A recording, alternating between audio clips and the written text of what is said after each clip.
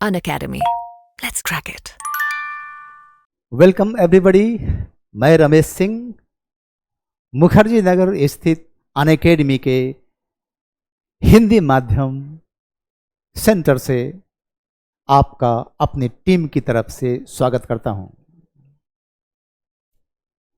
UPSC अनस्टॉपेबल्स Hindi channel से जुड़िए और परीक्षोपयोगी सूचनाओं की प्राप्ति करें और अपनी तैयारी बेहतर ढंग से करें। जैसा कि पता है, अवधारणाएं किसी भी सब्जेक्ट में मौलिक भूमिका निभाती हैं। खास करके अर्थशास्त्र में बिना अवधारणा की समझ का ऑब्जेक्टिव या सब्जेक्टिव प्रश्नों का उत्तर दे पाना लगभग असंभव है।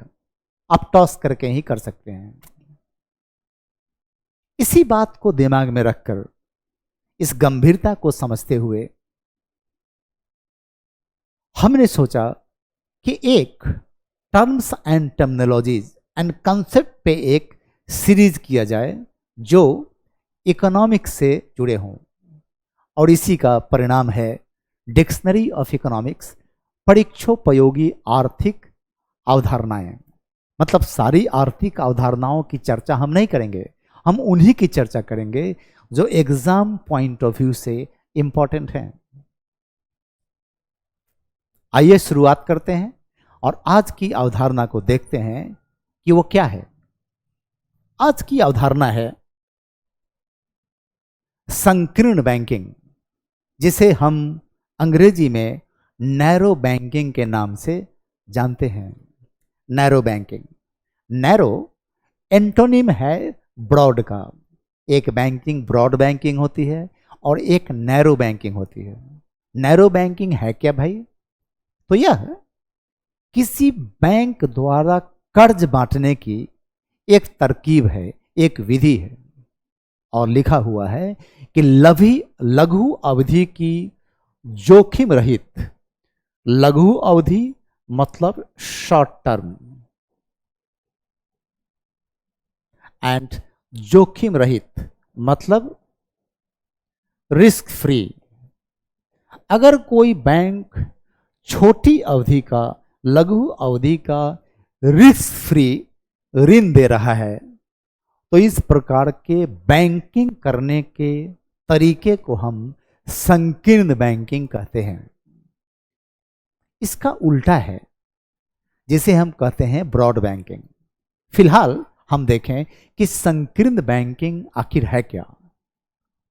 संकीर्ण बैंकिंग और विस्तृत बैंकिंग, ब्रॉड बैंकिंग, बैंकिंग क्षेत्र में यूज किया जाने वाला और विश्व के केंद्रीय बैंकों, एग्जाम्पल के तौर पे इंडिया में आरबीआई के द्वारा यूज किया जाने वाला दो कंसेप्ट है।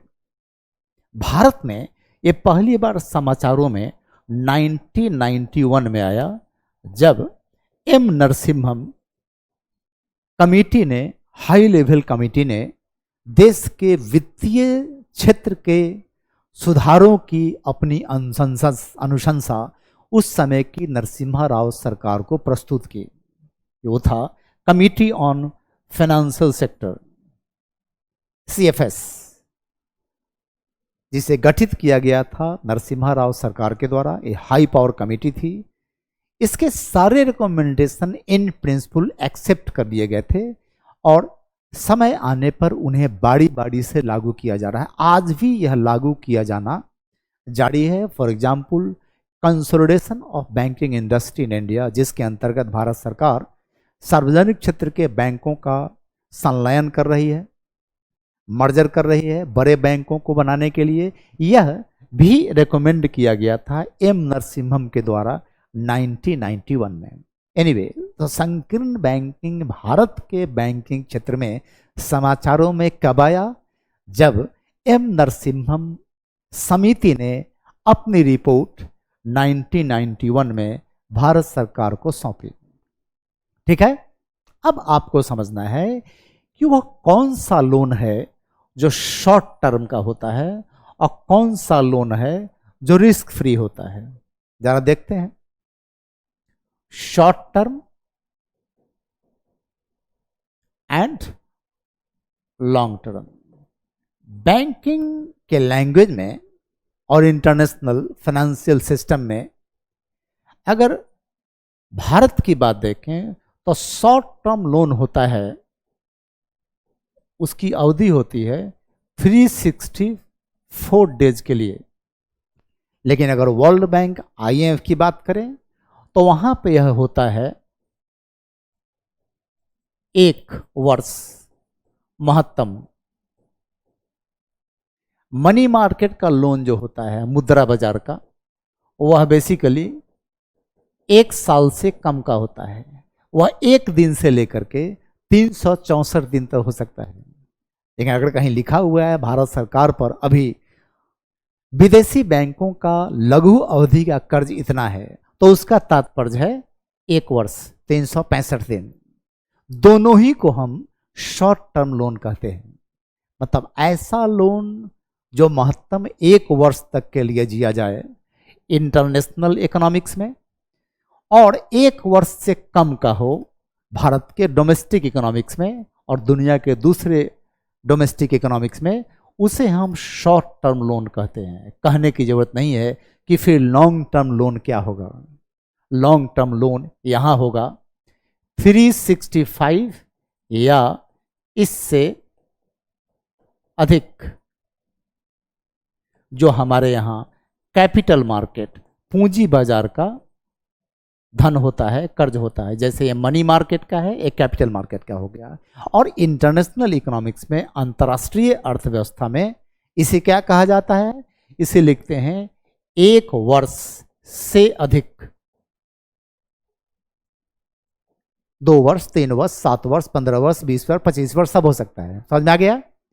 इन दोनों को एक बार पुनः पढ़िएगा, वीडियो पुनः देखिएगा, स्पष्ट हो जाएगा कि अंतर्राष्ट्रीय जगत में इसे दूसरे तरीके से पुकारा जाता है। यह है इंटरनेशनल फाइनेंस।